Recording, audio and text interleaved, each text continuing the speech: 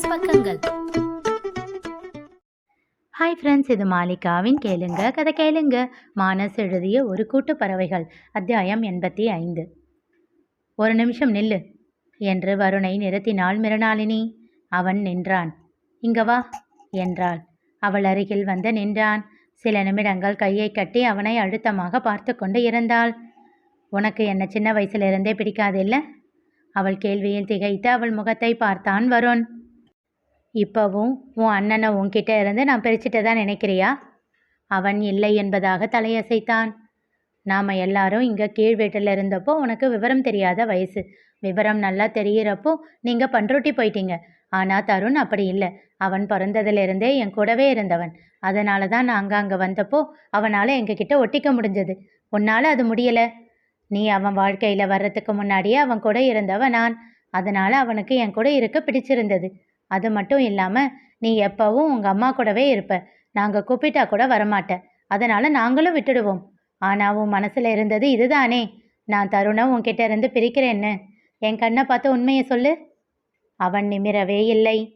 அவன் நாடி பிடித்து நிமிர்த்தி தன்னை பார்க்க செய்தாள். சொல்லு, உனக்கு என்ன பிடிக்காது தானே? அப்படியெல்லாம் இல்லை. ஆனால் அண்ணனுக்கு என்னை விட உங்களை ரொம்ப பிடிக்கும். அதனால் உங்கள் மேலே கோபம் வரும். மெல்லியதாக புன்னகைத்தாள். அவ்வளவு கோபம் வச்சுக்கிட்டு எதுக்கு இதெல்லாம் கொண்டு வந்து எனக்கு கொடுக்குற? எனக்கு இதெல்லாம் செய்கிற? அவன் வாயை திறக்கவில்லை. வாயை திறந்தால் பல உண்மைகளை சொல்ல வேண்டி வரும் என்று வார்த்தைகளை பூட்டி வைத்து கொண்டான். சரி, இதுக்கு உனக்கு பதில் சொல்ல பிடிக்கலனா விடு.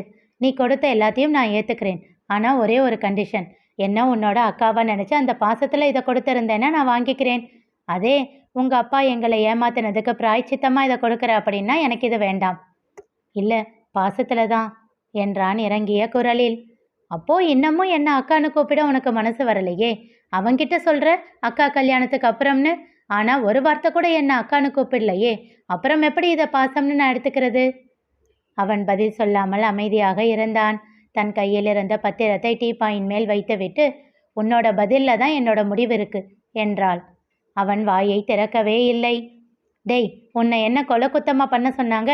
அக்கான்னு கூப்பிடக்கூட முடியாதா என்றான் தருண் கோபமாக. தருண், இரு, அவனை கட்டாயப்படுத்தாத என்றாள் மிருணாளினி. வருண் தமயந்தியை பார்க்க சொல்லு என்பதைப் போல் அவர் பார்வையாலேயே ஜாடை காட்டினார். அவன் மிருணாளினியை பார்க்க, உன்னை பிடிக்காது, உன்னை எங்கள் கூட சேர்த்துக்க கூடாதுன்னெல்லாம் இல்லடா. நீ நாங்கள் கூப்பிடுறப்போ எல்லாம் வராமல் விலகியே இருப்ப. உன்னை கட்டாயப்படுத்த வேண்டாமேன்னு தான் விட்டுட்டோம். தருண் எப்படியோ நீயும் எனக்கு அப்படிதான். அவன் கண்ணம் வருடி அவள் கூற, சட்டென்ற அந்த கையை பிடித்து தன் கைக்குள் வைத்து கொண்டு கலங்கிய விழிகளோடு கூறினான். அக்கா ப்ளீஸ், இதை எடுத்துக்கோங்க. இதோடு சேர்த்து உன் பாசமும் கிடைக்கும்னா தாராளமாக எடுத்துக்கிறேன் என்று சொல்லி சிரித்தாள். அவள் கையை இறுக்கி கொண்டு உடைந்து அழுதான் வருண். டேய், என்னடா என்றவாறே வந்து தருண் அவன் தோளில் தட்ட அவனை அணைத்து கொண்டு இன்னும் அதிகமாக அழுதான். சரி சரி, போதும் அழுதது, விடு என்று அவன் தலையை கோதி ஆறுதல் அளித்தான் தருண். சிறிது நேரம் கழித்து, சரி மிருணா, நாங்கள் கிளம்புறோம் என்றார் தமயந்தி. இப்போவே மணி 9 போகுது. இதுக்கு மேலே எதுக்கு கிளம்பி போறீங்க? இருந்துட்டு காலையில் போகலாம் என்றார் நாயகி. தமயந்தி தயங்க மிருணாளினி சத்தமில்லாமல் வருணிடம் கூறினாள். நாளைக்கு என்ன நாள் மறந்து போச்சா? இருந்துட்டு போங்க என்றாள். அதன் பிறகே கவனித்தவன், அம்மா இருந்துட்டு காலையில் போகலாம் என்றான். அவன் சொன்னதும் சரி என்று ஒத்துக்கொண்டார் தமயந்தி. அக்கா பாத்தியா, நான் சொன்னா எல்லாம் எங்கள் அம்மா கேட்கவே மாட்டாங்க. இப்போ இவன் சொன்னா உடனே தலையாட்டுறாங்க. அவன்தானே இவங்களுக்கு ஆசை பையன். டேய் சும்மா இருடா என்று அவன் தோளில் அடித்தார் நாயகி. தமயந்தி அவனை முறைக்க, சரி சரி சும்மா சொன்னேன் என்று அவர் அருகில் வந்து கழுத்தோடு கட்டி கொண்டு கொஞ்சினான் தருண். இரவு உணவை முடித்து கொண்டு எல்லோரும் ஒன்றாக அமர்ந்து கதை பேசி கொண்டிருந்தார்கள். சிறிது நேரத்தில் நாயகியும் தமயந்தியும் உறக்கம் வருவதாக சொல்லி எழுந்து சென்று விட மற்ற மூவரும் பேசிக்கொண்டு இருந்தனர். தயக்கம் நீங்கி சகஜமாக பேச ஆரம்பித்திருந்தான் வருண். சிறிது நேரத்தில் அவர்களுக்கும் உறக்கம் வர, அக்கா நீங்க படுத்துக்கோ, நாங்கள் 2 பேரும் வெளியே போய் படுத்துக்கிறோம். பாய் எங்கே இருக்கு என்றான் தருண். பரவாயில்லடா, இங்கே படுத்துக்கோங்க, எனக்கு கொஞ்சம் வேலை இருக்கு, அதை முடிச்சுட்டு நான் அப்படியே சோஃபாவில் தூங்கிடுவேன். அக்கா வேண்டாம் என்று தருண் சொல்ல, அதுதான் சொல்கிறாங்கல்ல வேலை இருக்குன்னு, நீ பேசாமல் படு என்று வருண் போர்வையை போர்த்தி அங்கேயே உறங்க ஆரம்பித்தான். அடப்பாவி, ஃபார்மாலிட்டிக்கு கூட வேண்டாம்னு சொல்லலையேடா நீ என்று சிரித்து கொண்டே சொல்லிவிட்டு அவன் அருகில் படுத்து உறங்கிவிட்டான் தருண். அரை மணி நேரம் கழித்து மெல்ல கண் விழித்து பார்த்தான் வருண். தருண் நன்றாக உறங்கிக் கொண்டிருப்பதை கண்டதும் சத்தமில்லாமல் எழுந்து வெளியில் வந்தான். அவனை கண்டதும், வாடா, தூங்கிட்டானா அவன் என்று புன்னகையோடு கேட்டாள் மிருணாளினி. ஆமாக்கா, அந்த கதவுக்கு பின்னாடி ஒரு பை இருக்கு பாரு, அதை எடுத்துக்கிட்டு வா. வேகமாக சென்று அதனை எடுத்து வந்தான் வருண். எனக்கு தெரிஞ்சதை வாங்கியிருக்கேன், இதை வச்சு என்ன பண்ண முடியுமோ பண்ணலாம் என்றாள். அதை திறந்து ஒவ்வொன்றாக எடுத்து வெளியில் வைக்க ஆரம்பித்தான் வருண். 1 மணி நேரத்தில் பிறந்த நாள் கொண்டாட்டத்திற்கு ஏற்றதாக அந்த ஹாலை அலங்காரம் செய்து முடித்தனர் இருவரும். அக்கா, கேக் உள்ள ஃப்ரிட்ஜில் இருக்கு. எப்படி, அவன் பார்க்கலையா? கீழ் வீட்டு ஆன்ட்டி கிட்ட கொடுத்து வச்சிருந்தேன். எல்லாரும் ரூமில் உட்காந்து பேசிக்கிட்டு இருக்கும்போது சத்தம் இல்லாமல் போய் வாங்கிட்டு வந்து நம்ம ஃப்ரிட்ஜில் வச்சுட்டேன் என்று சொல்லி சிரித்தாள். பயங்கர பிளானிங் தான் என்றான் வருணும் சிரித்து கொண்டே. அது சரி, நீதான் அவனோட பர்த்டேவை மறந்துட்ட, சித்தி கூட மறந்துட்டாங்களா? அது இல்லைக்கா, 2 நாளாக வேற ஒரு டென்ஷன், அதில் தான் மறந்துட்டோம். என்ன ஆச்சு, ஏதாச்சும் பிரச்சனையா? சேச்சே, அதெல்லாம் எதுவும் இல்லைக்கா. அப்பா உங்களுக்கு ஆக்சிடெண்ட் பண்ண ஏற்பாடு பண்ணாருல்ல, அதை கேட்டதிலிருந்து ஒரு மாதிரி மனசு சரியில்லை. ஓ, உங்களுக்கும் அது தெரியுமா? நான் தான் கேட்டுட்டு அண்ணா கிட்ட சொன்னேன். விடு, பார்த்துக்கலாம் என்று சொல்லி புன்னகைத்தாள். இல்லைக்கா, இனி பிரச்சனை வராது. ஏன் என்றாள் புருவம் சுருக்கி. அதுதான், என் வருங்கால மாமா அப்பா ஹையர் பண்ண ஆளை பிரிச்சிட்டாரே, அப்புறம் என்ன பிரச்சனை என்று சொல்லி சிரித்தான். ஓ, இதெல்லாம் நடந்திருக்கா? அவர் என்கிட்ட சொல்லவே இல்லை.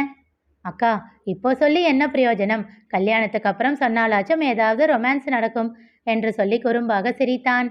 அவன் காதை திருகியவள், டேய், உன் அண்ணன் தான் சரியான மக்கு போல, நீ ரொம்ப விவரமாக தான் இருக்க என்று செல்லமாக முறைத்தாள். உறக்க சிரித்தான் வருண்.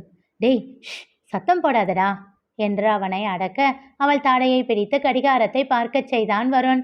மணி 12ஐ தொட இன்னும் 2 நிமிடங்களே இருந்தன. முதலில் சென்ற நாயகியையும் தமயந்தியையும் எழுப்பி அழைத்து வந்த பின் எல்லோரும் சேர்ந்து தருணை எழுப்பினார்கள். அவன் கண் வெடித்ததும் பிறந்தநாள் பாடலை பாட திகைத்து எழுந்து அமர்ந்து விட்டான். அவன் இன்ப அதிர்ச்சியோடு அவர்களை பார்த்தான். எல்லோரும் அவனை அணைத்து உச்சி முகர்ந்து பிறந்தநாள் வாழ்த்து கூற சந்தோஷத்தில் திக்கு முக்காடி போனான் தருண். எக்ஸ்பெக்ட் பண்ணவே இல்லை, ரொம்ப சந்தோஷமா இருக்கு என்றான். உனக்கு இன்னொரு சர்ப்ரைஸ் இருக்கு என்று சொல்லிவிட்டு வருண் அவன் கையை பிடித்து இழுத்துக்கொண்டு அறையை விட்டு வெளியில் வர செய்திருந்த அலங்காரங்களைக் கண்டு இன்னும் திகைத்தான். டேய், என்னடா இது, யாரு பண்ணா என்றான் ஆச்சரியமாக. நானும் அக்காவும் தான் என்று சொல்லி சிரித்தான் வருண். சந்தோஷமாக இருவரையும் அணைத்து கொள்ள அவன் செல்போன் ஒலித்தது. ஆதி அழைத்திருக்க, மாமாவுக்கு எப்படி தெரியும், நீ சொன்னியா என்றான் மிருணாளினியிடம். அவள் ஆமாம் என்பதை போல் தலையசைத்தாள். அழைப்பை ஏற்று, ஹலோ மாமா என்றான். Happy birthday Tarun. தேங்க்ஸ் மாமா என்றான் சந்தோஷமாக. அப்புறம் பர்த்டேக்கு ட்ரீட் எல்லாம் இல்லையா என்றான் ஆதி குறும்பாக. நீங்கள் கிஃப்ட் கொடுக்கறதா இருந்தால் தாராளமாக ட்ரீட் கொடுக்குறேன் மாமா என்றான் இவனும் வம்பாக. அதுக்கென்ன, கொடுத்துட்டா போச்சு என்றான் ஆதி. சச்ச, நான் சும்மா கேட்டேன் மாமா. ஆனால் நான் சும்மா சொல்லலையே, வீட்டுக்கு வெளியில் பாரு என்றான். ஓ, வீட்டுக்கு வந்திருக்கீங்களா என்றவாறே அவசரமாக வெளியில் ஓடினான். அண்ணா, லூசானி, மாமா வந்தா அக்காவுக்கு தான் சர்ப்ரைஸ், உனக்கு என்ன, ஏதோ கிஃப்ட் வச்சிருக்காரு போல என்று சொல்லிக்கொண்டே அவன் கூடவே ஓடினான் வருண். கதவை திறந்து பார்க்க வெளியில் எதுவும் இல்லை. ஒன்றும் இல்லையே மாமா. நல்லா வெளியே வந்து கீழே எட்டிப்பாரு. வேகமாக படிகளின் கைப்பிடி சுவர் அருகே வந்து எட்டி பார்த்தவன் திகைத்து நின்று விட்டான். அங்கே இருந்தது என்ன தெரிந்து கொள்ள தொடர்ந்து கேளுங்க, கதை கேளுங்க. மீண்டும் சந்திப்போம்.